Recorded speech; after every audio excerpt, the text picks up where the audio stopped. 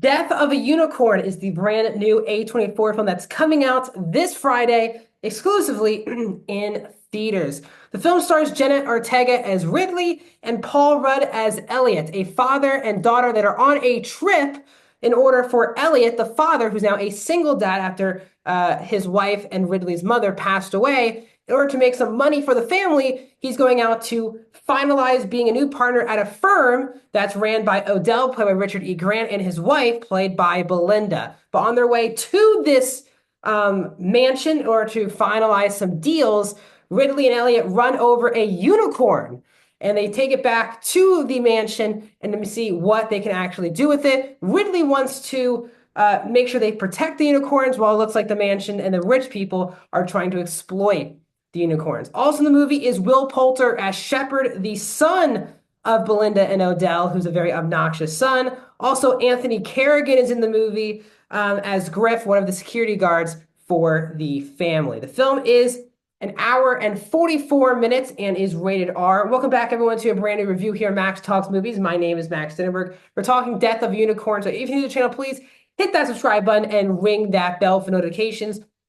I do movie and TV show reviews, out of theater reactions, box office breakdown shows, movie rankings, as well as new movie grid videos on TikTok and Instagram. So, like any one of those things, subscribe, ring the bell, comment. What are your thoughts on Death of a Unicorn? If you're going to check this one out, let me know. Are you excited for it? Are you not excited for it? If you've somehow seen it already, like myself, did you like it or did you not like it? Let me know in the comment section. Guys, also please hit that thumbs up button. That's how you support this channel. So, luckily, my AMC near me on Monday night was doing an early screening, like one show time for this movie. The movie comes out this Friday. I was like, oh, wait, let's go check it out early. Let's get ahead on one of these reviews. And it was a movie I was excited for. A24 is one of the best film studios out there. I love the cast. So I was excited.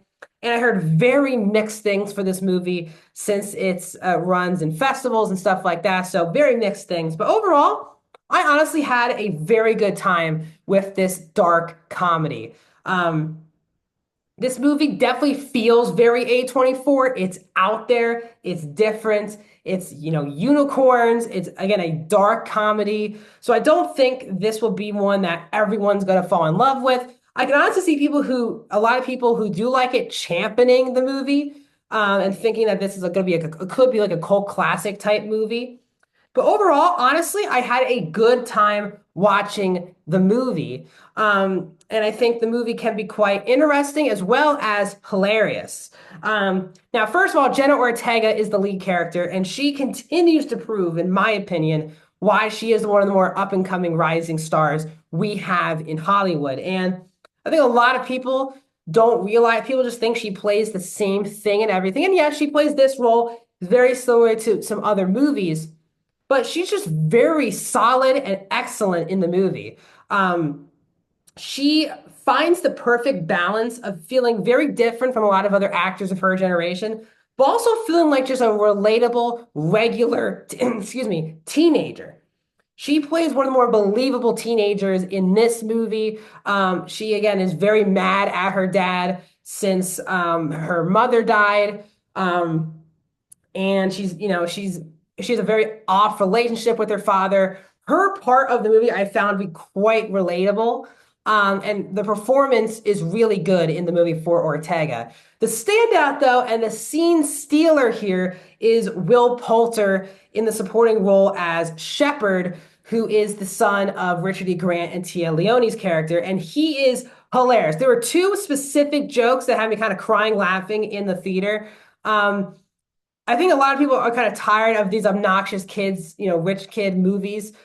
I think Will Poulter did a really good job nailing it. The clothing design that the costume design that he had was definitely on purpose, and the performance was extremely over the top, but I thoroughly enjoyed it. Overall, and Will Poulter, who's an actor who I wasn't a big fan of when he was like a child actor, he's really become one of my new favorite young actors. He's awesome in the movie, and I can't wait to see more of Will Poulter in the years to come. But overall, the cast is very, very good. And as I said, the movie is actually a lot of fun, and it can actually be quite violent. And I thought the movie was going to be violent.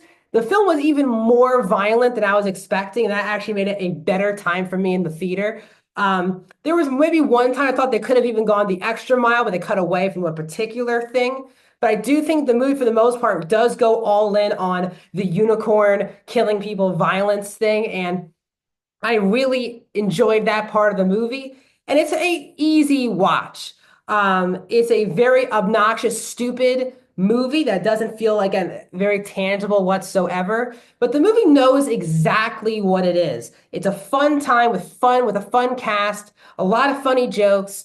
The movie has enough heart to get you through it. And the movie keeps you on the edge of your seat as once the unicorns start attacking the humans, it can get quite intense. Now, on a negative level for me, I love Paul Rudd. I think it's not his fault, but I think the character of Elliot was really poorly written for the first two acts of the movie because the heart of the movie is this father-daughter relationship between Paul Rudd's character of Elliot and Jenna Ortega's character of Riley.